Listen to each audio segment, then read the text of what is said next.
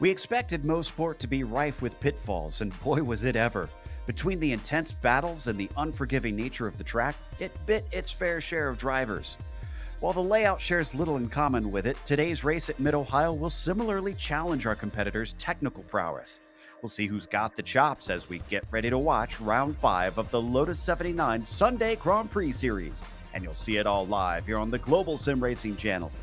Hi, I'm Joe Peak, and with me in the booth is Ossian Puhaka. Behind the scenes is our director, Sean Crackers Ambrose, and he's using cameras provided by Dougie Beard. Mid-Ohio is a special one for me personally. Located in my home state, it's been putting on fantastic racing for decades. To help introduce our audience to the venue, let's head to our track guide.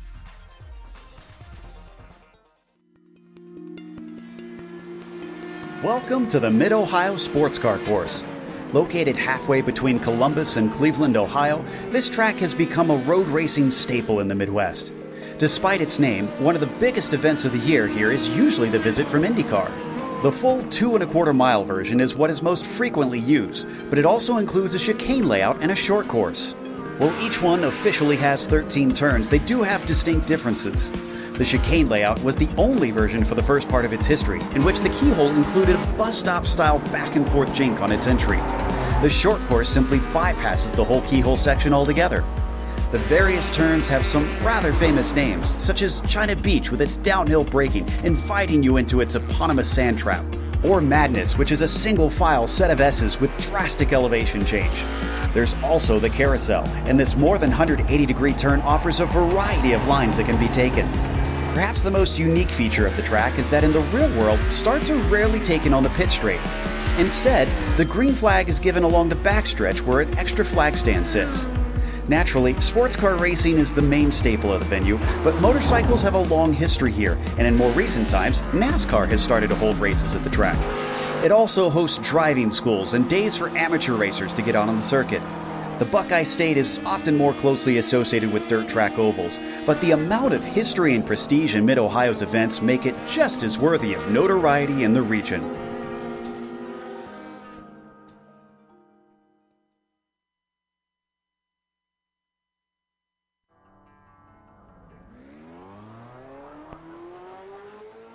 There you see a little bit more about Mid-Ohio, but Ozzy, from what we were talking about before the broadcast, it sounds like it's going to be tight confines for these Lotus 79s. Absolutely, Joe. Absolutely. Very difficult to overtake here with these cars, and it's a very technical and fast track for these as well. Like, you're all the time on the edge of the grip. But despite that, it's very, very difficult to find overtaking opportunities because there's just not any, clear ones. Even the run up to China Beach, you just hold up to the inside, hold up tight, and it's going to be very difficult to make an overtake happen, Joe.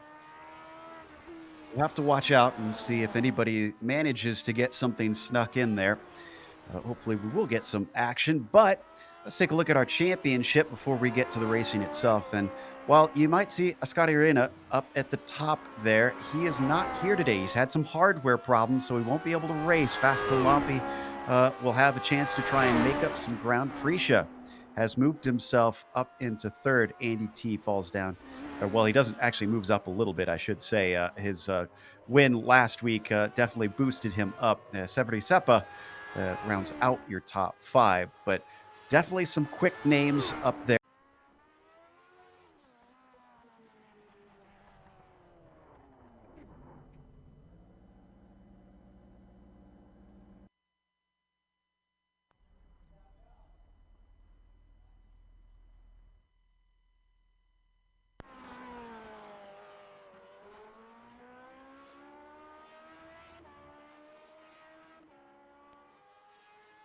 Apologies for the small technical error, but we are back and here to cover qualifying for the Sunday Grand Prix Series.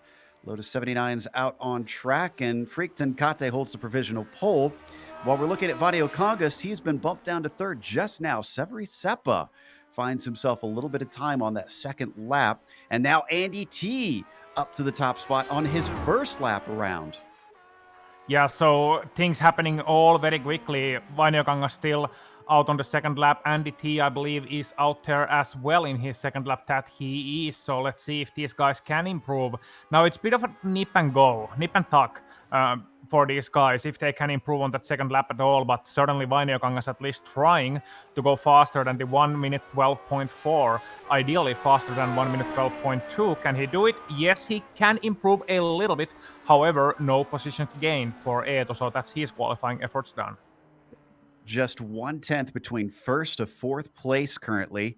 Millward could disrupt things. Don't forget, he's been quick. And in fact, he won earlier today in another race for the Lotus 79s. He's coming around on his second lap. Where is Andy T? There he is right there. And he is coming around the carousel, last couple of corners, and he's going to abandon it. He's not happy with it. Yeah, and it's a point of pride for a lot of these guys, to put in a competitive lap or not put in a lap at all. So he decided that he's not going to be able to improve, probably not happy with his SS section. And now here's a new driver just coming into the pit lane, sadly. Markus Seufzer from Germany. And he is one of the guys we are going to see in this race because it did not split. And mind you, Joe, as we've said many times before, races usually split on this series and on iRacing according to the iRating, so the driver rating of these guys. And this time it did not split, so we are going to have a race with 33 drivers and a good chance for a lot of these folks to make a name for themselves. Millward did not improve on his second lap, just a 10th slower. So he'll have to settle for 6th or worse. There's a few drivers still out there trying to put that second lap in. Carl Villeneuve, one of those. Freakton Kata has returned, but he had a mistake on his previous lap. So I think maybe he's just getting a little bit more practice in before he takes to the grid. We're going to take a look at Carl Villeneuve down in 7th as he comes through madness and up to the S's. Very tricky and slower part of this course as now he comes up to the leap and into Thunder Valley. What has he got? He's got to improve on a 12.7 and he's half a second off the pole. He is, but he's been on a good form lately. Now, I don't think this lap's going to count when you look at the timing on the board, and indeed he's just looking for some race practice, maybe looking how this car performs on cold tires. But Carl Villeneuve is an interesting driver because he's been on an upwards form this season. He used to be outside the top 10 pretty regularly. Now he's finding himself within the top 10 and occasionally disrupting the battles in top 5. So I'm going to be very curious to see how he does, Joe. Nobody else is able to set a time from here, so our qualifying is indeed over.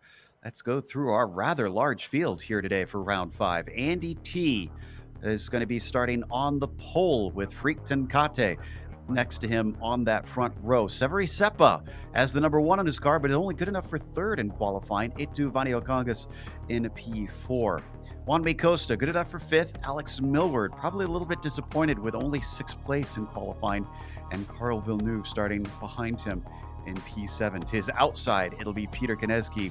Pauli Partanen starts 9th. And Brett Wayand, I believe that's a new name in the series, will round out your top 10. Someone who's not a new name for the series, Barry West, going to be starting 11th place. Pablo Suarez alongside him with Uwe Trengeride and Vimal Anandharaman 13th and 14th. Andrew Gall 15th, Lars Olsen 16th with Robert Simpkins, Thomas Thorpe, Keith Turner and Cristiano Corraini rounding out your top 20. Ritiolis will be in 21st with Travis Van Dusseldorp in 22nd. You've got Steve Starl starting 23rd today with Marcus Seufzer in 24th position. Anthony Obrota in 25th will be followed by Miguel Alcalde, and that will be in the 26th spot. Timothy Reed, 27th, followed by Thomas Delmuth in 28th. Chris Hemmings, good enough for 29th. Then you get into the drivers a little bit off the pace. Dean Garreau in 30th, Sam Doby in 31st, and 2 drivers who did not put a time in are Rollveld and Reed, who will be gridded at the back of the field. All right, a standing start off of the what is usually the finish line instead of the start line. So this is going to be tricky here, Ozzy, with the carousel for much of the drivers being their starting position. Yeah, so you're going to be starting in a corner, not ideal, especially for a couple of fast guys stationed in the back, Sam Doby and Derek Rollwell. unable to put a good qualifying time in, and they're going to be having to do a lot of overtaking, but we're going to see how well they will fare soon. Mind you, advantage also for the guys in top 6 or so, because they're going to be starting on top of the hill and even downhill, whereas the guys on position 7 and upwards are going to be downwards rather, are going to be starting uphill. So T coming back to see if he can pull another win out, this time starting from pole.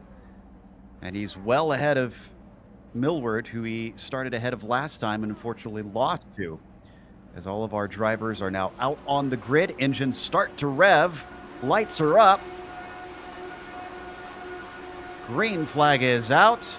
That's a very poor start for third place Seppa. A very good start for Costa, who's already weaving through the traffic and up into fourth place. They dive it down into the first corner, and so far so good for the field. I'm not seeing any spins or wrecks in the background.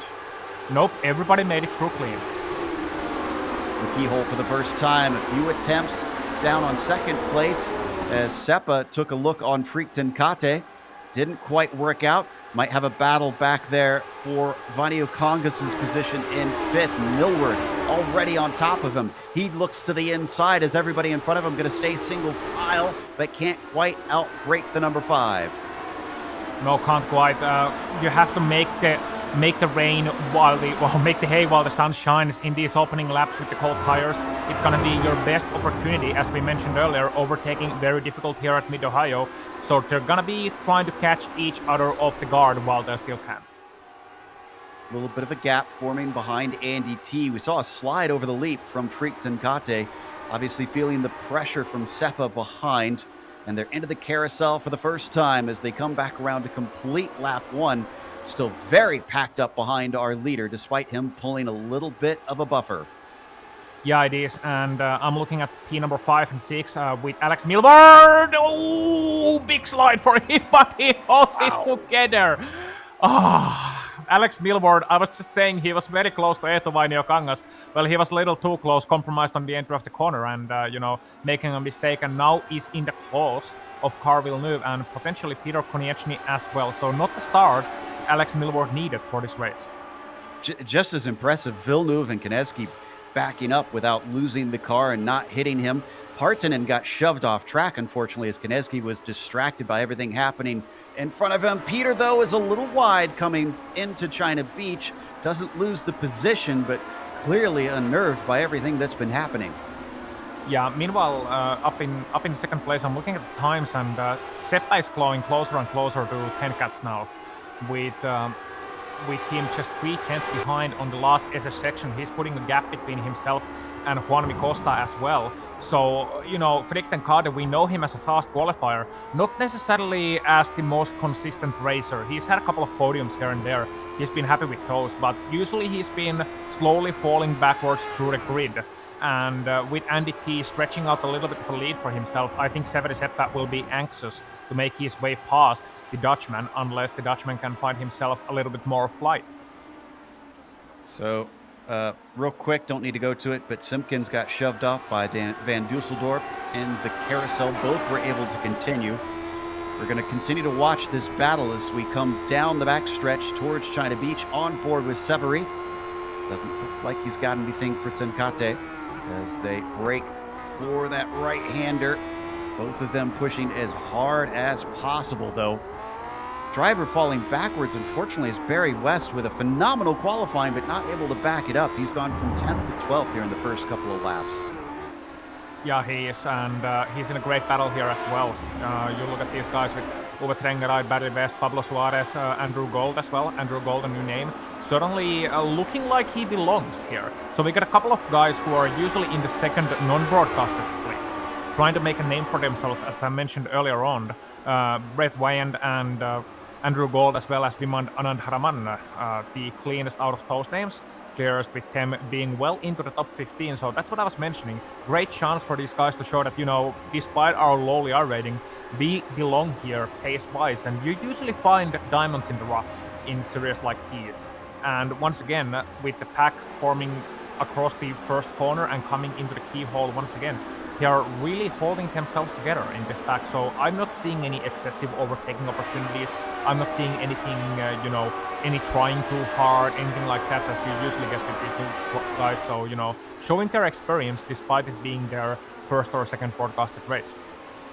Behind them, you can see Torp to the inside. This is a fight with Harriman. And down into the corner, it looks like Torp's going to be able to take that 15th spot away. Took him a couple corners to get it done, but he managed to make it stick. Laust Olsen is behind them. Oh, and something happened with Freak Tenkata. He's off course. This is in the leap, and he's having to wait a long time to find a clearing that he can get back in. What caused this? Well, as we are queuing the replay, I'm not seeing anyone else damaged, and yep, he just put his two wheels on the grass and spun out into the barrier. So that's a shame for Freak Tenkata. We talked about his lack of consistency, and indeed the car is so heavily damaged. You can see it on the rear end that he's in the pit lane right now and not able to continue this race. So that's a shame for Freak Tenkata. It might be, though, a blessing in disguise for Severi Seppänen. This will promote him up into second. And now that he's got clear air, can he start closing in on T, who's already got himself a 1.6 second gap over that P2 driver? How about Juanmi Costa, rated number 12 according to iRating, and yet he's running in third right now. So very nice day for him in that McLaren as we ride on board. A big slide, though, coming out of Madness. I love it.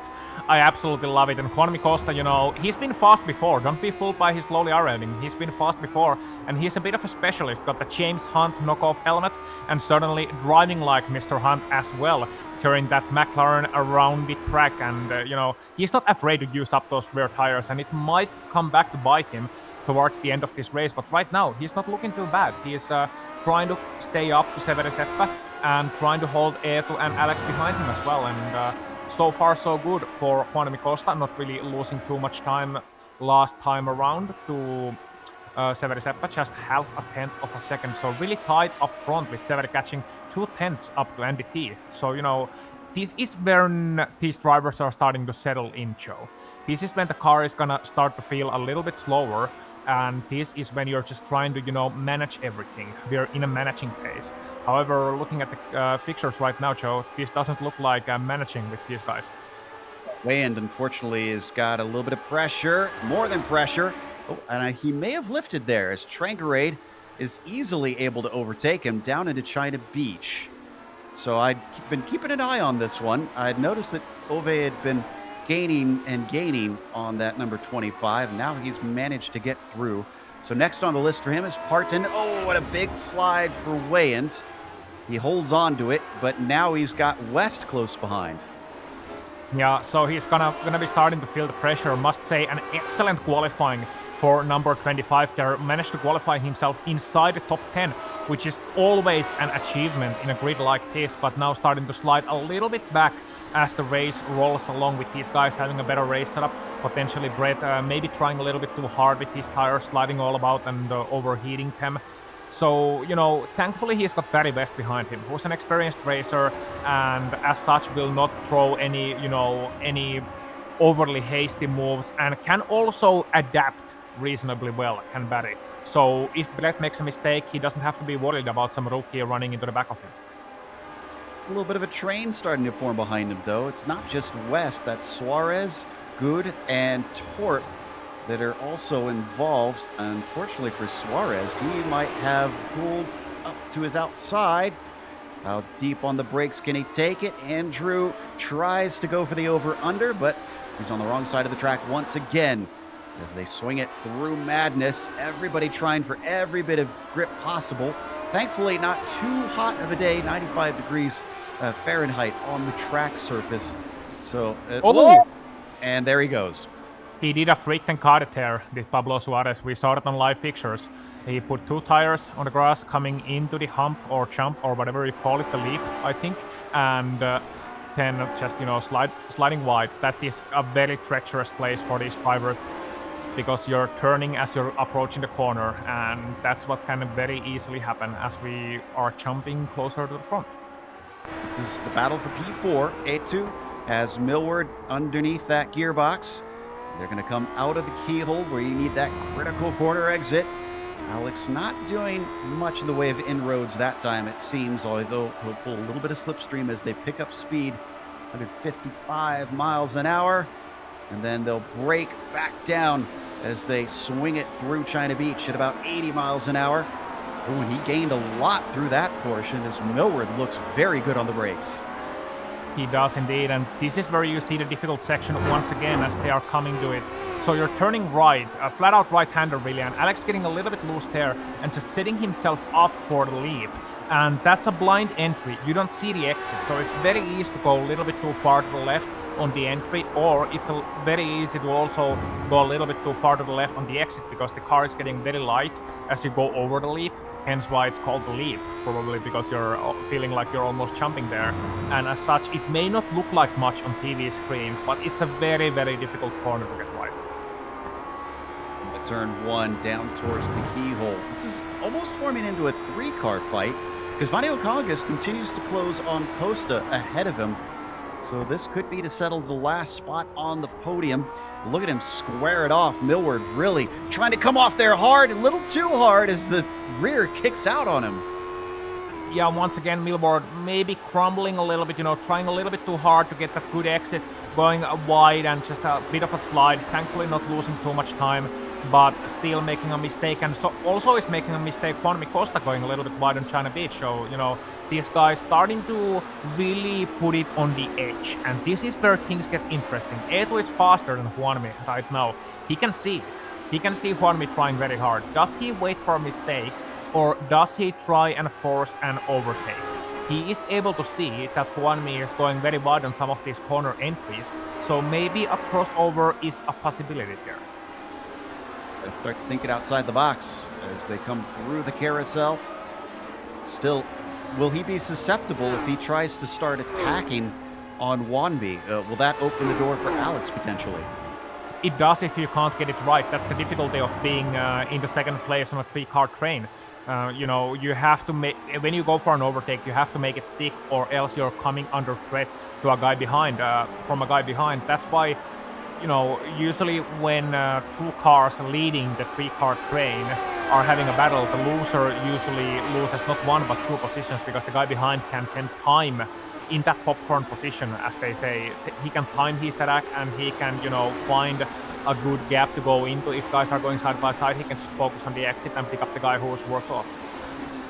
It's a little bit out of shape as they head into the lefts and rights, the many turns here on the back half of the course. So that allows Millward to close in, but not able to do anything with it as they focus so much on each other. I'm kind of watching Carl Villeneuve. It does look like he might be creeping up on them. And I think we've had a problem with Keith Herner. This looks like to be China Beach. And, some help. Pablo Suarez is going to get into the back of him, unfortunately. Yeah, and he apologized over the chat as well. Just a little bit of a clumsy contact coming into China Beach after the long straight. Maybe not accustomed to how, early Keith was braking there. Keith, of course, having his own braking spot. And 10, man, give him a rally car to get out of that one. That angle really showed you how wide that sand trap is, too. He was a long ways into it, having to climb back. So, our leader still Andy T. Oh, Ryan spun. Number 25 has spun exiting the keyhole. He's going to be able to get back going. Oh, maybe not. He overcooks it, and he's going to lose more positions now with his over-eagerness. This was his own doing, unfortunately. Nobody near him. Yeah, he just got on the power too early. I think, just trying to maximize his corner exit, knowing he was under threat. Did the right thing of waiting a little bit, but then just, overcooking his rear tires. And that sucks so hard.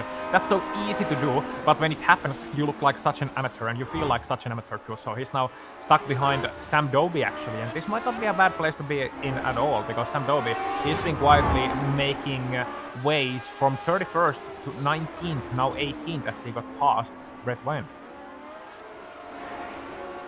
Coming back to that battle for third place. Oh, here we go. As A2 got a shot. He's looking up the inside and he can't shut the door as Costa suddenly finds the car to his inside.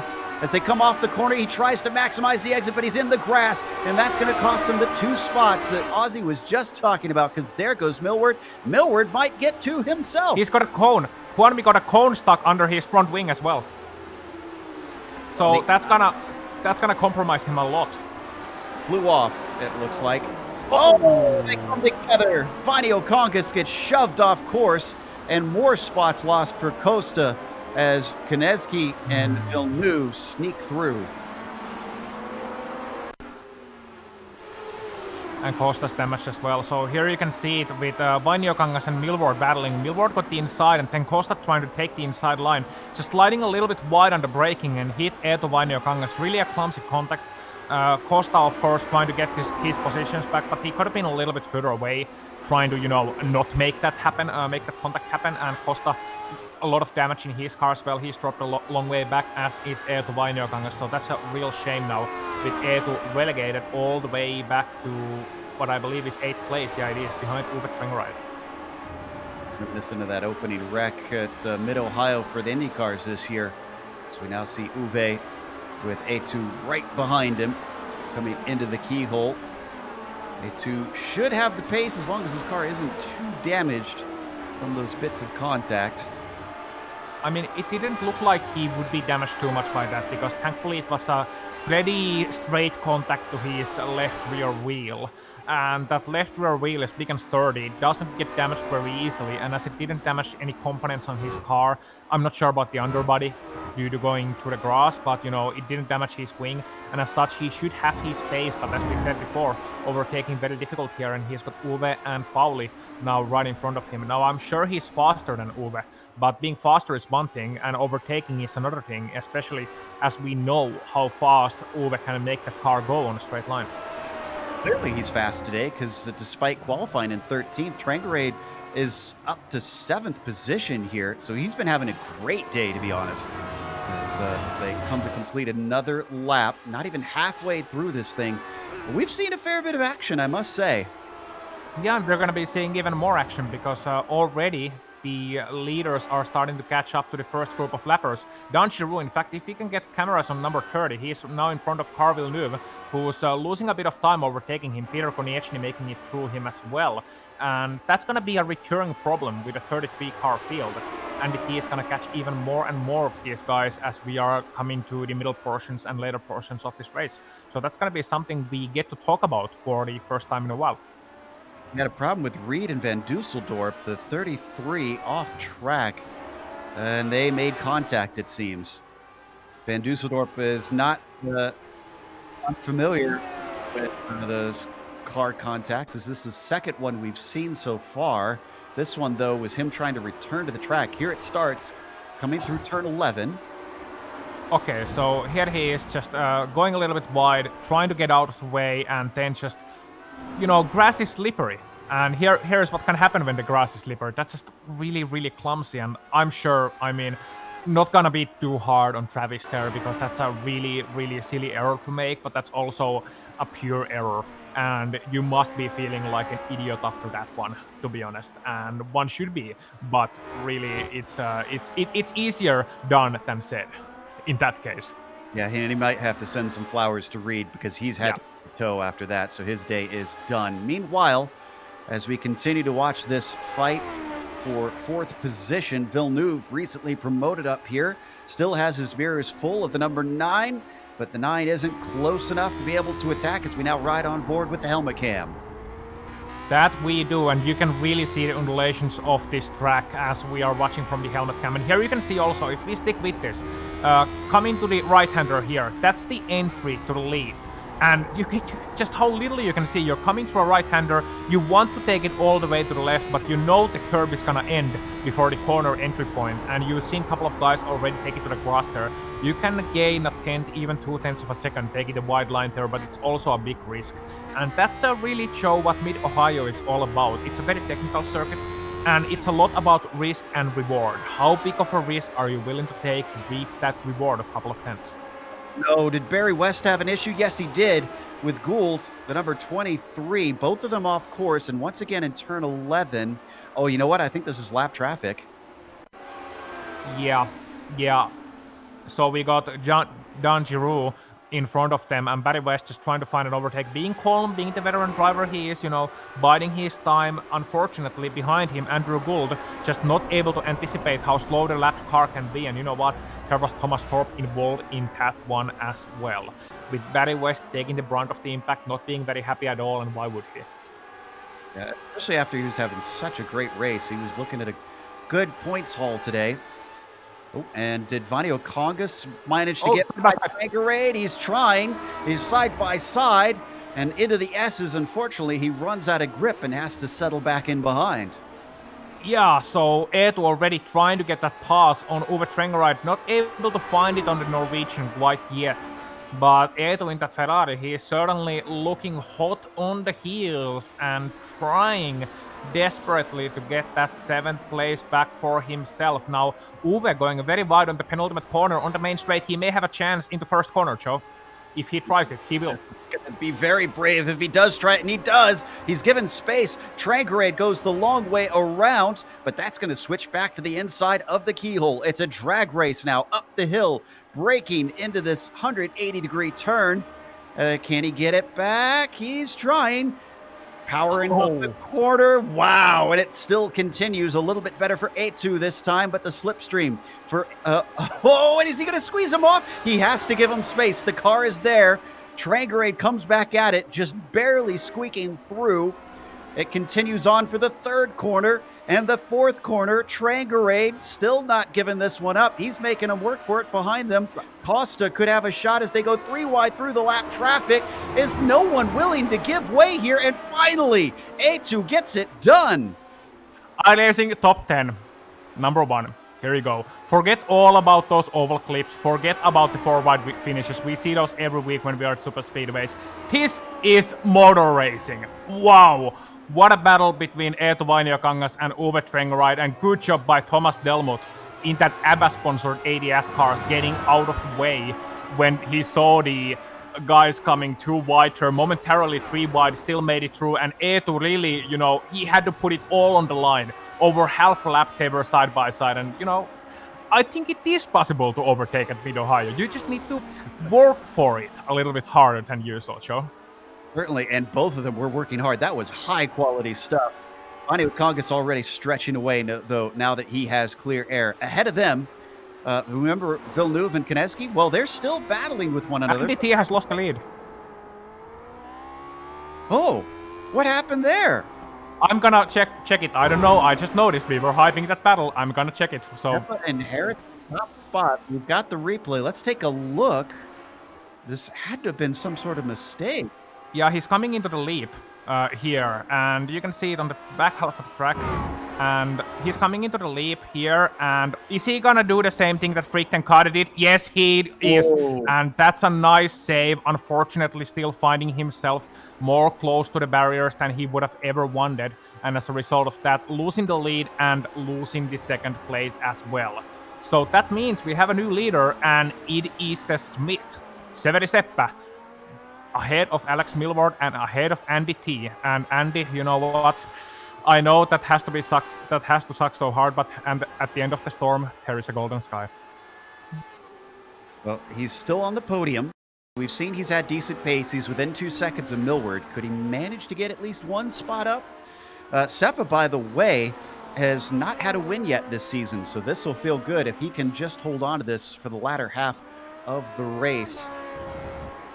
And as we go back down to 6th position, Partanen already dealing with Eetu.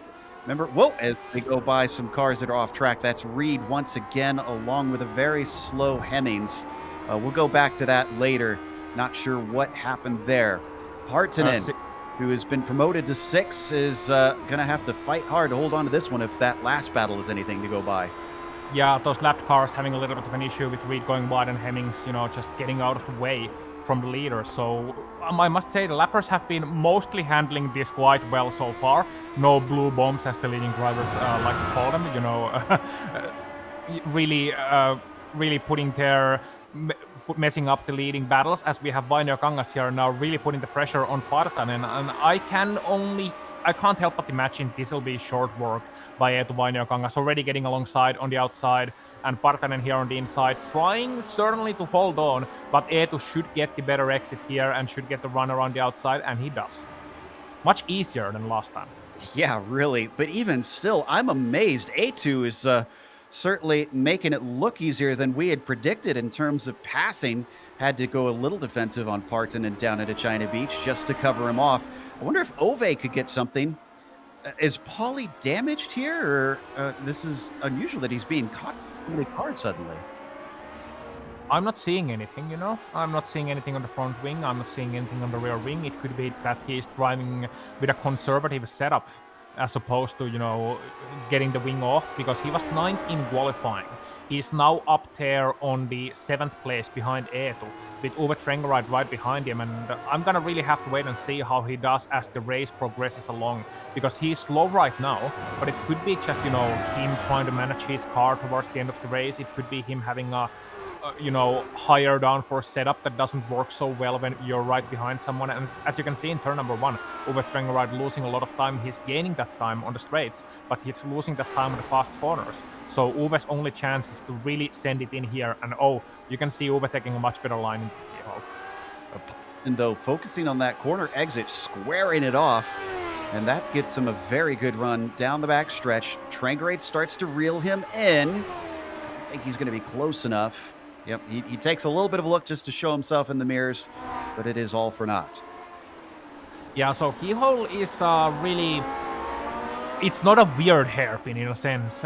On the map, it looks like a straightforward hairpin, right? But... and there's a spinning car. That's car Villeneuve and Konieczny, yes. Oh no, did this come to a poor end? It did. They started a race side by side. This actually kicked off in China Beach. Yeah, right here. This is where the battle starts. And then again, it's very much like we saw with A2. Neither willing to give up, but unfortunately they didn't give each other enough space here. Yeah, and Car Villeneuve just turning into Peter Konieczny. A little bit of netcode involved in that one as well. You know, thinking he was you know, going to be you know, able to close the door, and both of them are out of the race as well. Yeah, Konieczny and Villeneuve are both out of the race as well, with neither of them having cars that are able to keep going.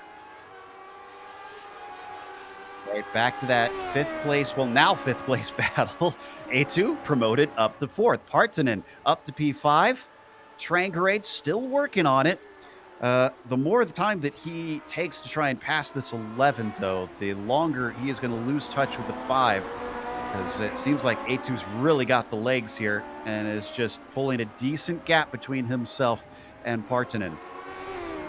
Yeah, he's trying. He's trying certainly to pull in a gap, and he's noticing that, you know, he may be a shoe-in for the podium as well. If this race continues as is, with the lap cars and with drivers coming together, you know, you have to leave some room. As Fernando Alonso said, you have to always leave a space. You have to always leave a space, and that's what didn't happen there earlier on, and you can see what happens when you don't leave a space. Meanwhile, the leaders as well, you know, you said Eetu is pulling the legs. You know who else is pulling the legs right now? In the 2nd place. Oh, Millward. Oh, you're right. Wow. 2.8 seconds up the second. Take a look at how these laps have been progressing here. Between the number 1 and the number 2 appropriately. In fact, 1, 2, and 3 in iRating, and 1, 2, and 3 on track right now. And it does look like Millward is consistently clawing away, sometimes as much as half a second a lap. Yeah, so Seppä is starting to struggle a little bit with his car. It feels like, you know, on lap 21 we saw him lose 0.6 of a second to Alex Millward, and Millward is certainly pushing hard. And this is the kind of thing when we might have battles on track, but just watching Alex Millward for a bit and see how he makes that gap happen. And now, as a viewer, I want you to focus on the lines, the racing lines, what Millward is taking, and how little room he is leaving to the edge of the track, because that's the crucial thing. Once again, turn number 1, taking it nice and tidy all the way to the exit in turn at there, and then in the keyhole as leader Seppä is catching up some traffic. Once again, Millward braking as late as possible, taking the inside line there and focusing on a good exit. Once again, leaving nothing on the table, and that's how you make up time. I wonder if Severi's just kind of taking it safe. It was a lapped car that was off track there in the background, but I wonder if the lapped cars for Seppa is what's causing him to lose a little bit of time here and there, that he's just kind of taking the easy route, not wanting to risk his car and giving up a little bit of time to Millward. Meanwhile, we're watching on screen Partanen and Trangrade, and here we go. Ove with a run as he looks to the inside once again, just a little bit before they hit the binders, and still can't do anything with it. No, he can't, so he's going to be putting on pressure. Meanwhile, Millward is poised to lose some time here. As I'm looking at him, he's caught up in the traffic, and no need to go to it. But Millward is poised to lose some time, so we're going to be seeing a weaker lap time there. I think your hypothesis might be right in some respects, but yeah, Partanen not really finding the straight line speed, not really finding, a way to get away from Uwe Trengeride. Of course, now normally a higher downforce setup is faster to the corners, but Uwe is able to make up so much ground on a straight line that, Partanen can't really break easy at all. It should be getting easy now that Eetu is so far away that he is no longer feeling the dirty air, and he can utilize the car better in the corners without feeling the turbulent air. And as you can see there, once again, in turn number 1, making a lot of ground is Pauli Partanen, but Uwe once again catching it all up on a straight line, and that has to be so deflating, Joe. I know that from experience, because no matter how much you're taking a risk in those corners, no matter how well you're driving, if you don't have the straight line speed, you can't pull in the gap, and the guy is coming up to you all free, not paying anything for it, not taking a risk, just putting the pedal to the metal on a straight line, and here he is once again. A lot of John Ulmer, who races in the Autobahn series that we cover, always goes for that lower downforce, because his theory is when you got the straight line speed, you can pass. When you don't, you're just basically a sitting duck, and I think that's what Partanen is discovering today. Trangrade seems very quick through this second half of the course. We've made a big deal out of that corner they went through, the leap in turn 9. I feel like that's one of the more underrated corners in terms of difficulty in the world of racing. It is. It's very much looks like it's napped out of maybe a British club circuit, or not even a club circuit. Something like you would find at Oldham Park, maybe. It looks like an Oldham Park corner transferred halfway across the board. And 15th place, we are hearing there has been some issues there. So Suarez just getting a pass done, I believe. Barry West actually with a very good pass, well, a sort of a pass. If we could get a replay, it was between himself, Suarez, and Weyand. I think we've got this pulled up. Here it is. Yeah, right here, down into China Beach, and this continues on for quite a while. This seems to be a theme here. If the pass starts here, you have to keep working to make it stick. That's Suarez fighting hard with West in the Tyrrell. West doesn't want to give it up, but unfortunately this opens the door for Weyand. Weyand looking maybe for the over-under, a little bit of contact even. Yeah, so Barry West is really hampered by his lack of downforce from the rear wing. You can see the bend up rear wing from the earlier incident.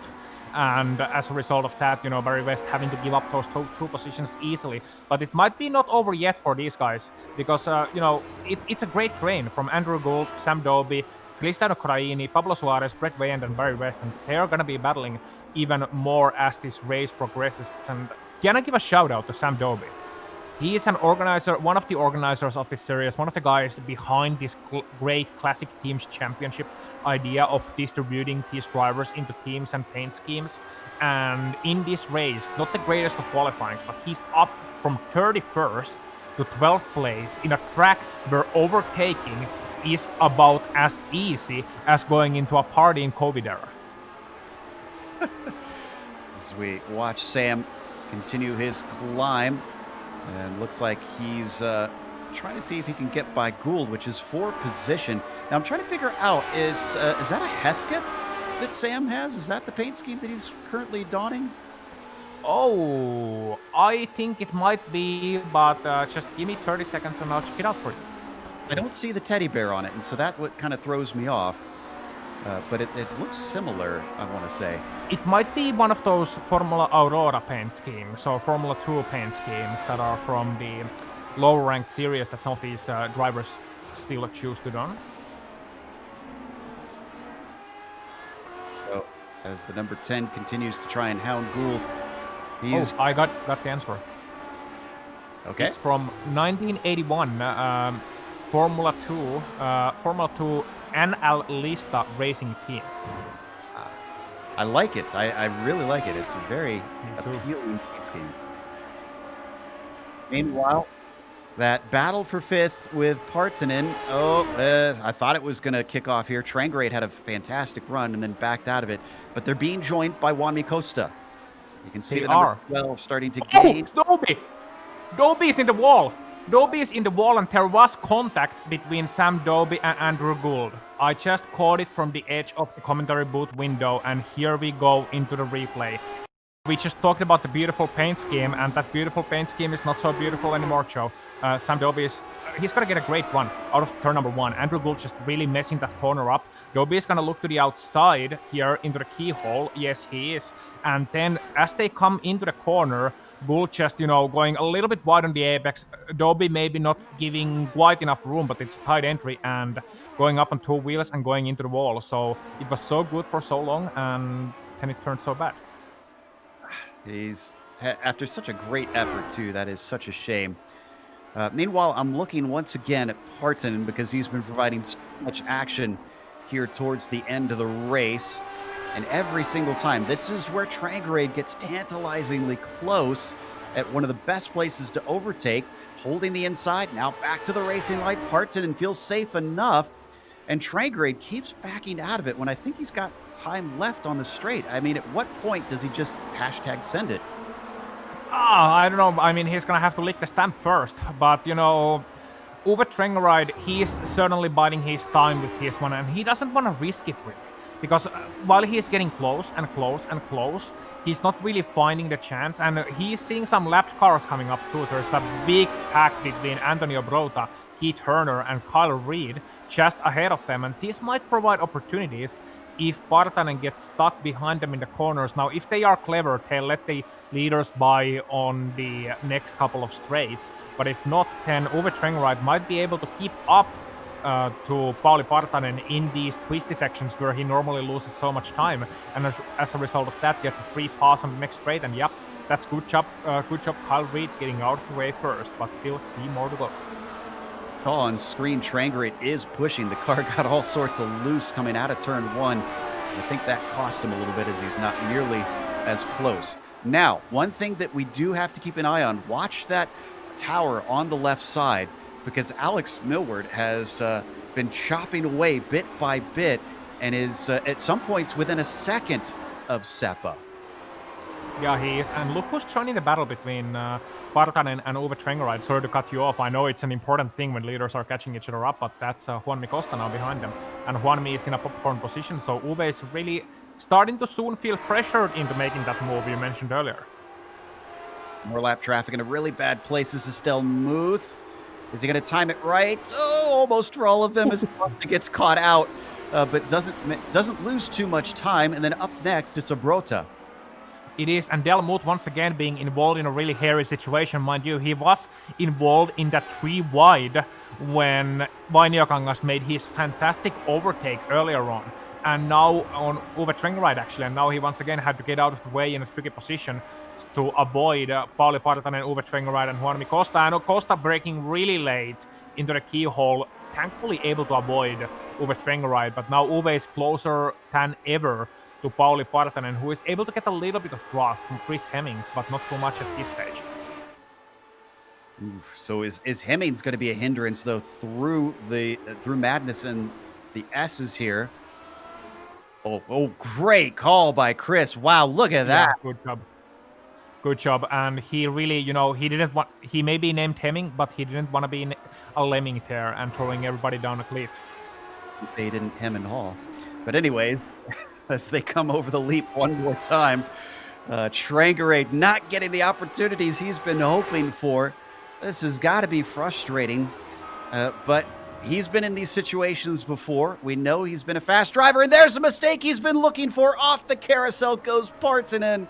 He finally cracked under the pressure. Oh no. So, that wasn't even a big error, but it was big enough. He just braked too late. Uwe Trangeride saying thank you very much. Juanmi Costa saying gracias as well. And then, Pauli Partanen losing 2 positions, and he's going to have a very difficult time. But it's not over yet, because even though Uwe Trangeride got the overtake done, he's got a very fast Juanmi Costa right behind him. And Juanmi Costa, he is sideways and he is charging and he is looking for Uwe and he is looking for the top 5. Wouldn't it be a great result for both of these guys?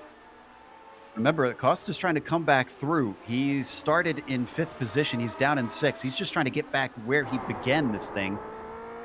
So he's a little bit out of place as they slide it through this back and forth. It looks like they've only got 10 laps to go this time by, I believe.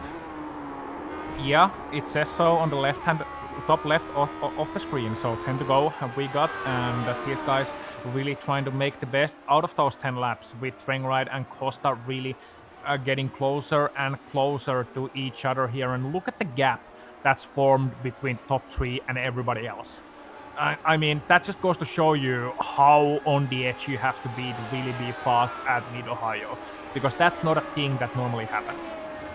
Fast is really the name of the game for a lot of drivers. We're only down to 18 drivers left on the lead lap out of 33 starters. We knew this was a very short lap around here, but still, they have been a torrid pace up at the front. As we come down the backstretch one more time, Ove Trangrade has gone from attack to defense. So how well can he switch it up here? I mean, he may be going to defense, but he is still gonna feel like an upturned tack on the bare foot of Juan Costa if he keeps this kind of defense up, because we know how difficult it can be. As we saw with Eetu, how difficult it can be to overtake a car that goes really fast on a straight line. And Juan Costa is certainly feeling that right now. Also, the thing is, Costa has been using up his tires a lot, so I wonder how much he has left for these last couple of laps, but so is Uwe, and now Juan Costa getting closer and closer. He's getting closer than ever into this main straight, and this is where you want to be close. He's very close. He gets a great exit, looks to the inside. We saw they pull this move before, but he's not going to be on the receiving end as Costa decides to back out of it. This has been such a mental game today for many of these drivers, and many of them have unfortunately buckled. Yeah, and you know, he shouldn't have gone for that turn 1 overtake, and he did not, because that's where you apply the pressure and ideally get a good exit onto the run up to keyhole by forcing Uwe into the wrong line, forcing Uwe to try and break himself out. But Uwe is having absolutely none of it, despite making slight errors, despite, you know, coming to the corners a couple of times too hot. He's not making any big errors happen. He knows his position. He knows that it's going to be very difficult for Juan Costa to get by if, you know, he can keep his straight line speed up, if he can keep it on the straight and narrow. And that's exactly what the Norwegian is doing right now. So Ove Trengeride, we know him better from the Lotus 49, but hey, you know, all these new dangled machinery, all these geeks with their silly downforce and ground effects, you know, he might just make friends with them. Wade, don't need to go to it, but Suarez got a hit from behind from Wayand that lost him a number of positions. He's down to 15th. Wayand able to keep going in P11. Newcomer apparently being a little bit rough on his intro to the series as we continue to watch Trangrade just ahead of Costa. Costa trying that mental game, getting in the mirrors of the Norwegian, not getting a pass attempt in this time though. No, he's not, and going a little bit wide for my liking at the exit of keyhole as well, so not gonna get that chance coming up to China Beach as well. But yeah, he's putting his nose in there, and that's the first thing. You gotta put your nose in there and, you know, make your attempt known to the guy in front of you. Make him fear, make him think. That's the first thing you want to do. Make him think, make him worry about the possibility of an attack from behind. That's gonna cause instinctively the driver in front to drive defensively instead of focusing on their own racing lines, focusing on their own pace. And when you have the driver driving defensively, then you can start to plan your attack. Okay, he's defending down the inside. I'm gonna look down the outside. Can I brake later than him? Yes, I can. Okay, I can brake late around the outside, force him to outbrake himself on the inside, then go for a crossover on the exit. That is one possibility. Other possibility is that you look around the outside. You don't even make an attempt to look down the inside, and instinctively they're gonna start to close that middle lane instead of the deep inside line, and then you can sell them a dummy. And once you can sell that absolute dummy, it's very difficult to pull off with the timing and everything, especially as Juan Costa lacks the straight line speed. But that is one opportunity that he's got to know, and he's got to start setting it up right now. With 7 to go, he's gonna have to start setting it up right now, which he is doing. He's all the time applying the pressure so he can make that move when it counts. Both of them just chucked it into China Beach that time, nearly sliding off into the grass, but they hold on to it. Can't say that they're not trying. As you mentioned, it's fewer and fewer laps, so maybe desperation starting to creep in a little bit for Wanmi. Up ahead of them, I've been keeping an eye on Millward and Seppa. It's been going back and forth, interestingly, wavering between 1 second and 1.8 seconds between P1 and P2.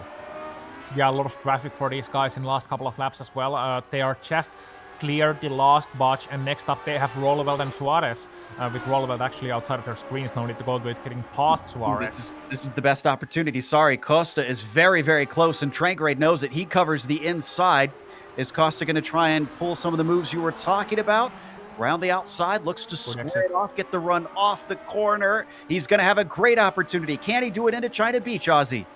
Look to the outside first, Ronnie. Look to the outside. Don't go straight to the inside. No, he's going straight to the inside. But Uwe doesn't fend him off. He's happy with his straight line speed and doesn't try to defend it on the inside. That's a very interesting call from Uwe Trengeride. But he has the inside now into this next corner. But Juanmi around the outside, getting it done, and side by side once again, Joe. And this is great battling. But Juanmi having to break a little bit too early to the next one. And Uwe Trengeride doing a great job of fending him off.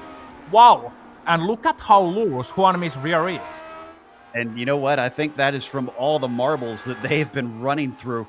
We couldn't quite see it on screen, but I can tell you that they have collected big time off the racing line. I am impressed that both of them held as well as they did with all the gunk that has got to be collected on their tires from that. So the battle continues. And now down to 5 to go, but we're starting to see a few opportunities form as once again he is close behind him out of turn 1.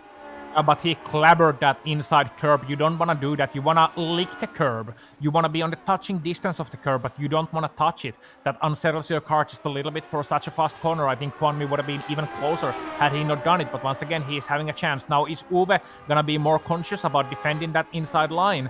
It looks like he's happy to stick on the racing line. So, you know, Uwe is not happy to play this game. He doesn't want to play this game with Juanmi. Goes wide into the China Beach, and that's Juanmi Costa saying gracias, obrigado, and going past. There's some Norwegian obscenities being shouted inside that cockpit as well. But Costa with a fantastic, forceful move both times through China Beach, and this one finally made something happen.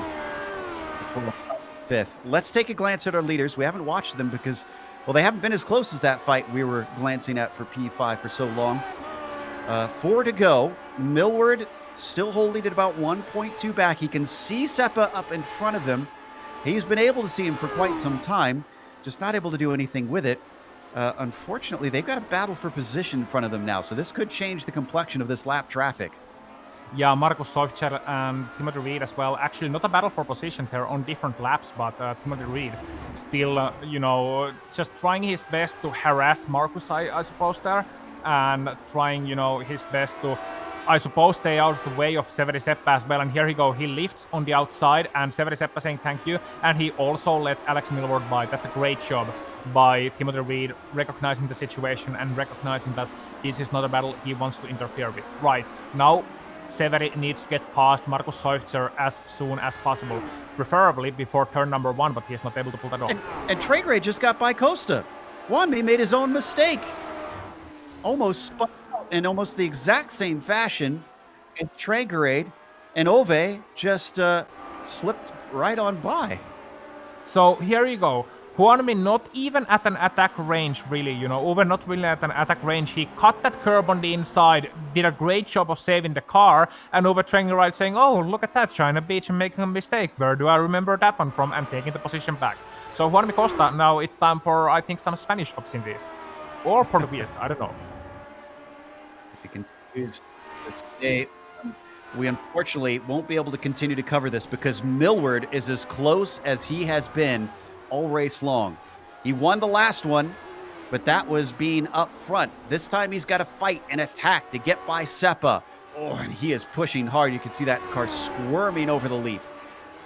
Yeah, what a grandstand finish we are going to have here. But Alex now doesn't have the data necessarily, where Seppa is weak. And that's a lap car spinning out of the way conveniently. Cristiano Paraini having a little bit of an unorthodox way of getting out of this leader's road. And now Severi, he has 2 laps to go to try and defend and try and hold this gap against Alex Milward. That's the first thing he's got to do. He cannot let Alex Milward into the attacking range, because I know if it's the last lap, they're coming up to China Beach and Alex Milward is 0.2 of a second away, he will send it. He will absolutely send it, because we know Alex can be late on the brakes. We know he can brake even when sideways. He's got great car control, and he's probably the worst driver you can see on your mirrors right now in this field. Behind them, they've got no pressure because poor Andy T has been frustrated by lap traffic. He got chopped off, and he is now 4 seconds back. So it has surely become a 2-car fight for the win here. And they're going to get wrecked cars, and Milward has to take avoiding action, costing him valuable time up to Seppa. Yeah, but Seppa has a damaged car in front of him in form of Barry West, and Barry West, I think he's going to have to get out of the way as soon as possible, but Barry's not realizing the situation. Barry's holding his line, and Milward makes a big mistake. Milward goes wide in the penultimate corner. He almost goes into the pits. Is that going to allow Andy T to get through? Yes, it is. Wow. Racing gods smiling once again on Andy T as he's able to get into second. He's going to have to defend a bit here on the final lap, though, as Milward's still half a second back from him and probably incensed after that moment. Yeah, I would be. I mean, that's just, Alex Milward is probably, not happy about the lapped cars, but honestly, you can't help having an incident in the penultimate lap. They have their own battles, and Alex picked the wrong line, whereas Severi picked the exactly right line. He picked the inside line, went through, didn't lose a lot of time. Alex went to the outside, lost a lot of time, then made an error, and wow. And that's Juan Costa and Uwe Trengride as well, getting very close. Way to the inside, Costa to the outside, looking for the better run. Maybe squaring off the corner. No, he's going to be in the grass, and that will end that fight. Tries to weave to get the grass off of his tires. Meanwhile, up in the Ferrari, Severi Seppa has managed to qualify in third, but slowly work his way up to the lead and complete with a victory here today at Mid-Ohio. Andy T gonna come home behind him, just barely ahead of Milward with second and Milward in third. Yeah, and what a battle between those guys, and what drama on the last lap as well. And then we're gonna get Eetu Vainio-Kangas home fourth, and then the battle duo, Uwe Trengride, Juan Costa, with Uwe Trengride, the Lotus 49 master, usually seen at home there, not so much at home here, but the top 5 for him at Mid-Ohio. Even a little happy wiggle on the last corner. What a battle between these guys. Fantastic. Fun stuff to watch. That's really the last of our battles for position. So we're going to take a quick break here on the Global Sim Racing Channel. We'll come back with the official results as well as driver interviews, so stick around.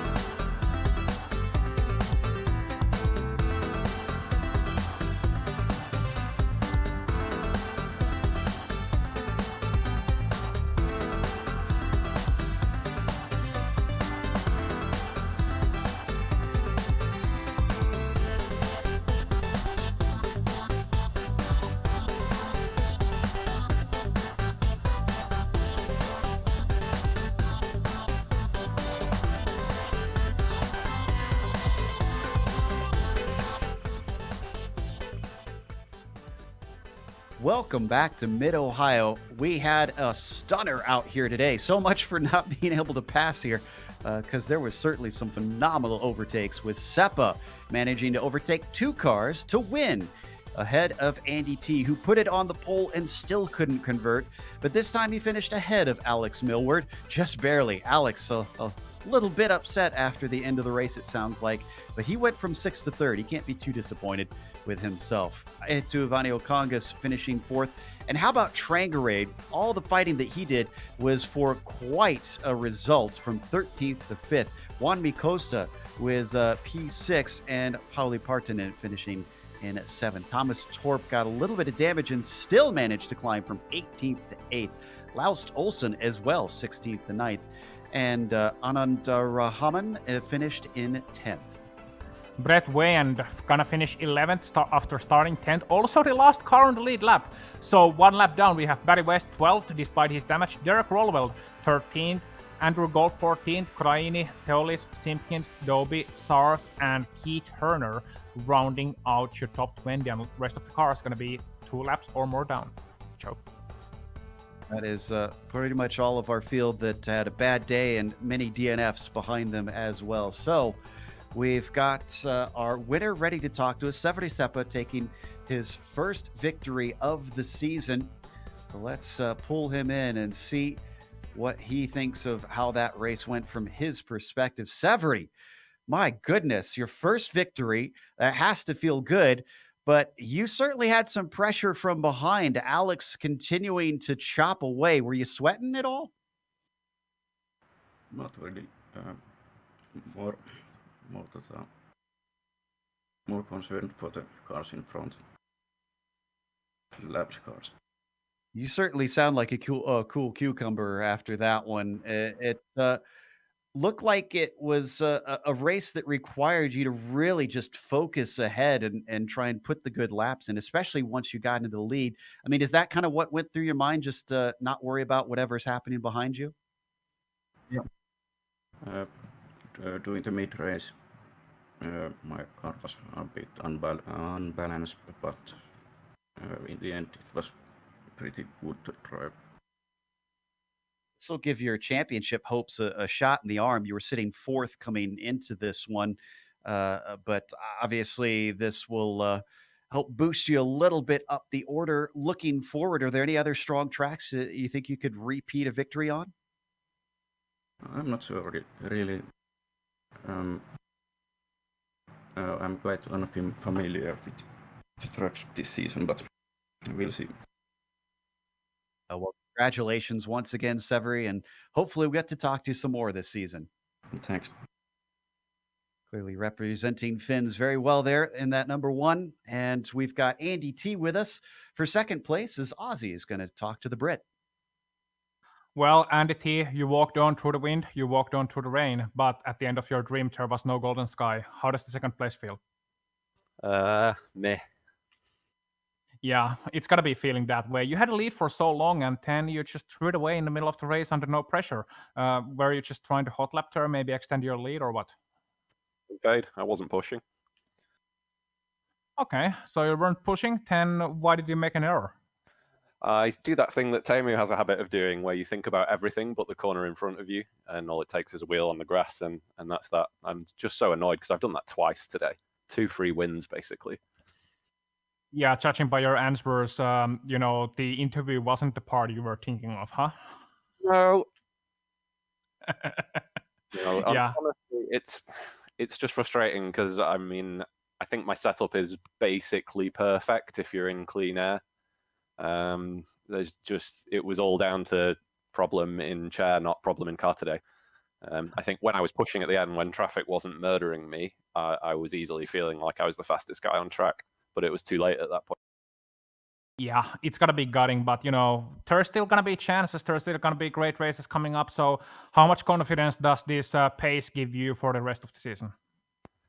Depends who shows up, really, because there was no Gernot today, no Tamash, no Oscary. So, yeah, I mean, those guys are the aliens, if you will.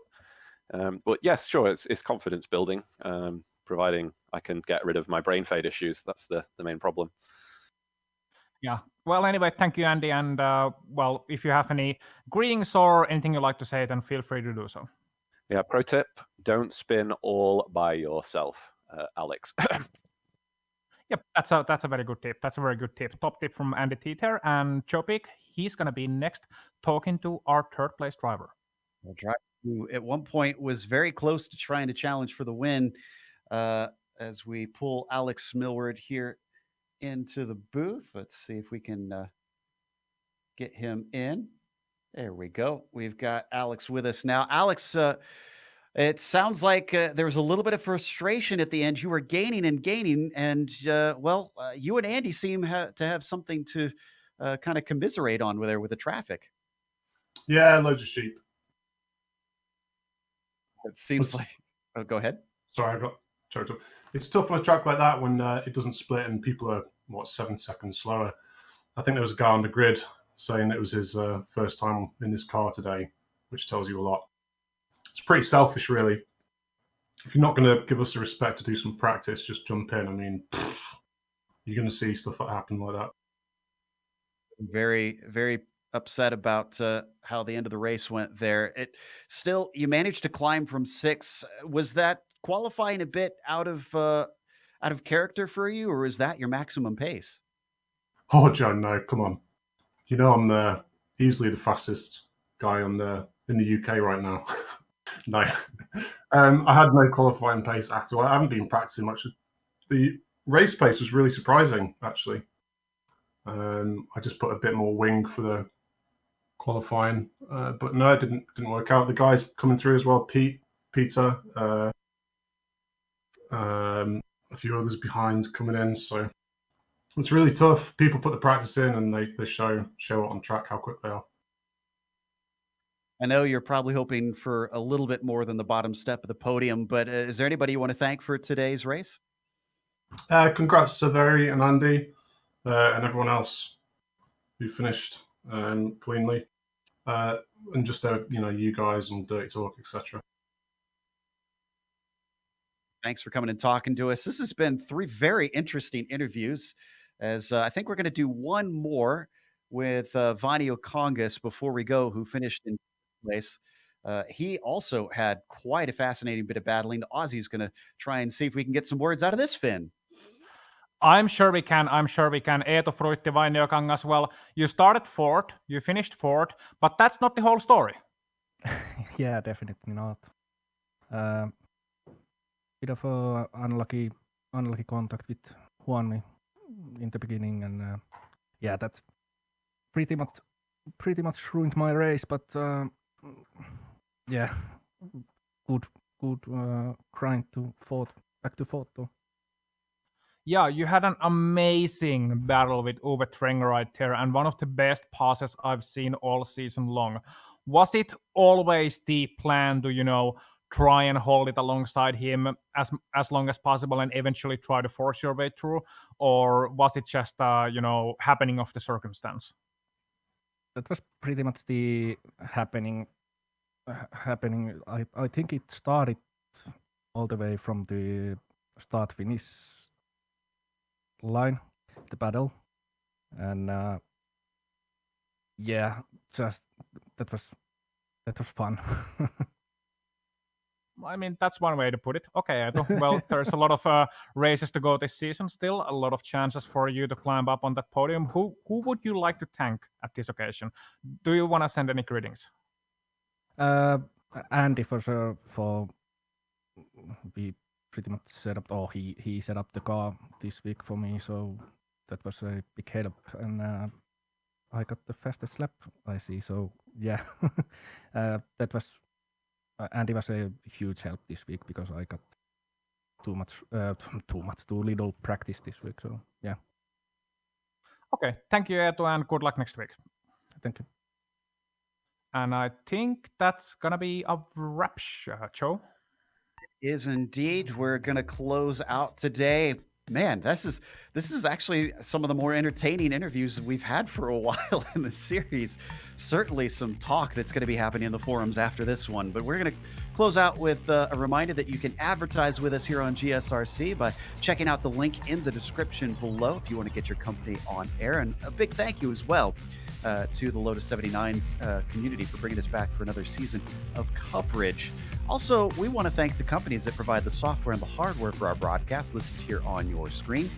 Additional thanks go to June Lalonde, who provides our wonderful music. See the screen for how to get a hold of more of her great work. And of course, thank you to the team, Ozzy, Sean, and Dougie. If you'd like to find out more about GSRC, including upcoming races, you can find it at globalsimracingchannel.com. Also, you can check out our social media with Twitter being at GSR Channel, Facebook, Global Sim Racing Channel, and Instagram at GSRC_Graham. If you'd like to support us, we also have a merchandise store link below. It's just simply gsrc.storenv.com. While you're down there, make sure and subscribe to the channel. That way you won't miss the next race. That is going to be at Circuit of the Americas, going to a more modern track. It'll be Sunday, October 25th at 12:30 p.m. Eastern. Well, we have upcoming races for other series listed on the screen, so check those out and mark them down on your calendar. If you come back in a couple hours, we've got Big C's MX5 Challenge starting their new season. That'll kick off at Okayama at 4:30 p.m. Eastern. But until next time, race clean, race hard. See you on the track.